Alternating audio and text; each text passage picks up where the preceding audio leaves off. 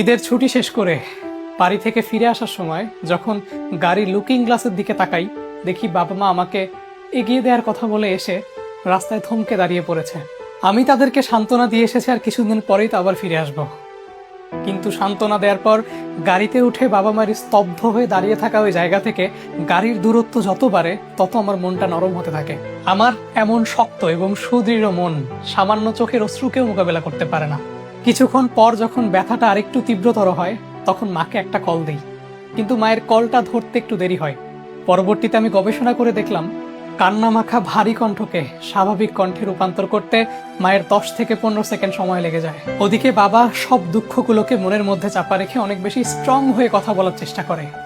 কিন্তু আমি তো বড় হয়েছি, আমি তো বুঝি জীবনটা এতটা বৈচিত্র্যময় না হলেও পারতো।